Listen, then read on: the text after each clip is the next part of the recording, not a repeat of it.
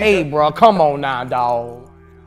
Come on, man. Alright guys, so part 2 of the Guardians of the Galaxy Volume 3 update is here. We're getting another free premium card or CTP, whatever you decide to go for. But in addition to all of this, the one thing that I saw a bunch of you guys asking about was the free Transcended Selector, because it's coming a little bit later than we expected. However, at the drop of reset today, this is going to be available to everyone, and we're going to have 24 different characters to choose from. So I figured I'll put together a quick little tier list to break it down for you guys. Okay, so if you haven't been logging in, you've been missing out on a bunch of stuff, make sure you log in. In addition to that, there's going to be a coupon code to give out some more free stuff. As you can see, the code here is Homecoming, so make sure you go in the game, go in the settings, and enter this coupon code at the drop of reset today. That being said, let's jump into it. So for this tier list, we're only going to have 4 tiers because realistically there is no need for any more than this, and we're gonna pick out the best value right away. That's Dr. Octavius. Okay, there's a lot of bad options this year, however they did add a couple good ones, and they also put a couple in here that are expecting uniforms for part 2 of this update, which is really good. So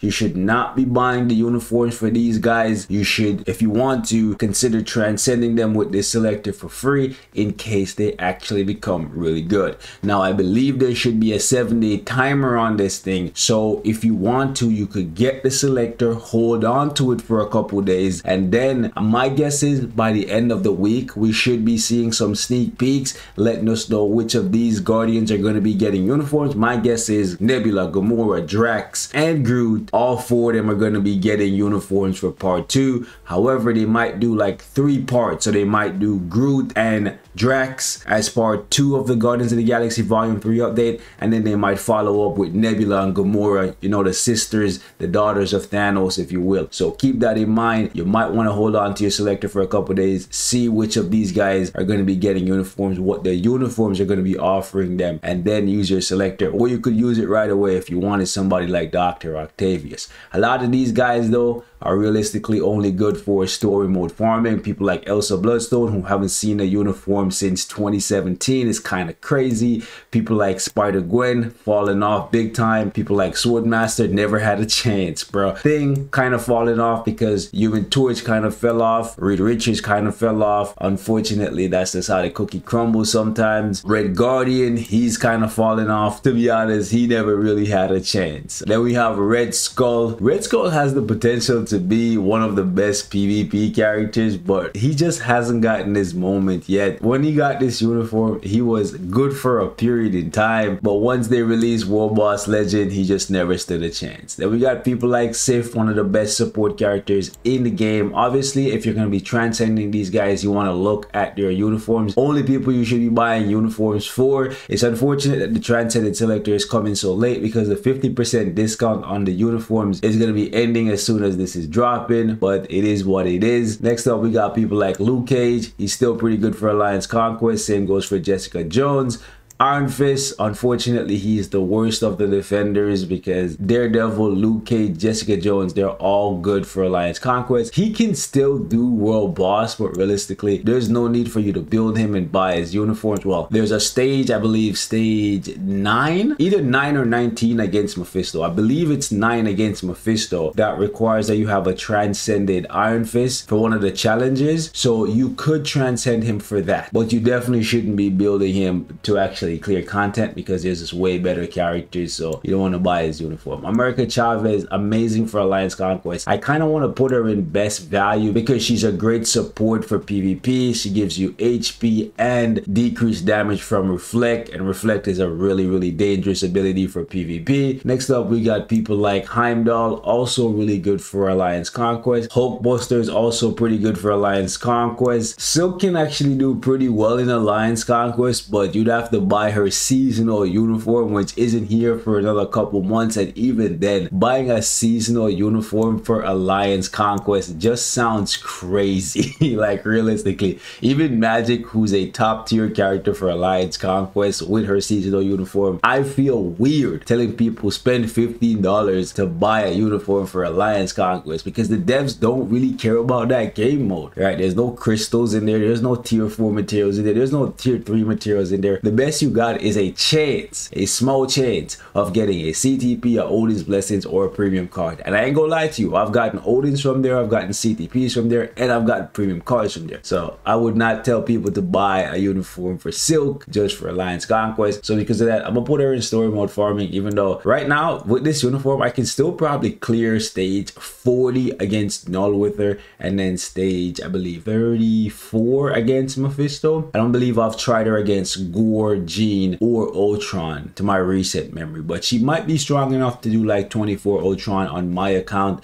Still not good enough in my opinion for you to spend that $15. There is better things in the game for you to spend that money on. Next up, we have Medusa. Now, Medusa is one of those ones that I personally think you should skip over. I think she's only good for story mode fragment farming. She's probably like right here in terms of power level. I probably should just like put him here as well if we're just structuring this based on power level. In terms of usefulness, she's pretty good. She's the most used out of all of these guys down here because Black Bolt is so powerful. So if you have this uniform, if you have it, not saying you should go out and buy it, if you have it, you put it together with Black Bolt. Black Bolt is one of the highest damaging characters in the game, but there's no Inhuman specific stage. So the only place you'd really be using Black Bolt and Medusa together is on like a hero stage, which would be very low level, or if you're using them in Giant Boss Raid against Dormammu, that's where I use them pretty much every day. Next up, we have War Tiger. This man is another one that really never had a chance, bro. Like, he's okay for Alliance Conquest, but I ain't gonna tell you to buy his uniform because he's not nearly as good as America Chavez, Luke Cage, Jessica Jones, Heimdall, or even Hulkbuster. So he gotta sit down here, bro.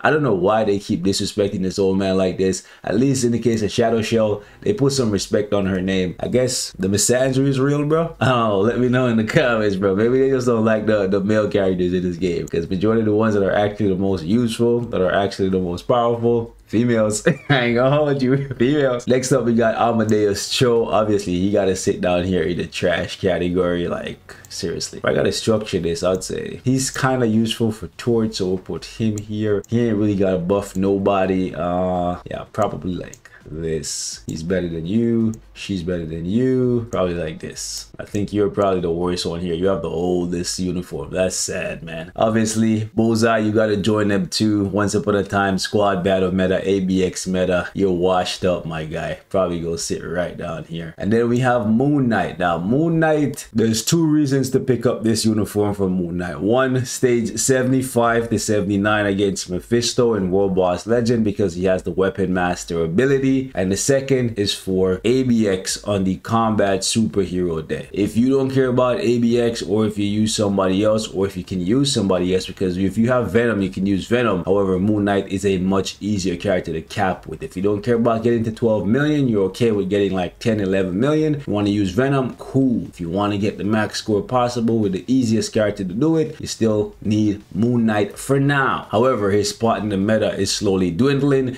because now we have a second tier 4 that has the Weapon Master ability, and that's Star-Lord. But here's the thing, besides having the Weapon Master ability, Star-Lord is not needed for anything. He's not better than Thor. He's not better than any of the other Blast tier 4s from what I'm seeing. So realistically, you can skip over his uniform, and you can skip over Moon Knight as well and wait for somebody else to come along that's more relevant. But Moon Knight is still pretty good. In terms of how this would be structured, I would say, yeah, I think this makes sense. He's the strongest here. He is meta for Combat Supervillain in ABX and Combat Supervillain in ABL. Maybe you could say she's more useful because she can buff pretty much everybody. If you're a combat character, she's giving you extra attack and HP, and then as a support character, she's giving you extra damage to boss types. Then we have Shadow Shell, ABL meta. So I think I'm gonna structure it like this. You guys leave me your thoughts in the comments.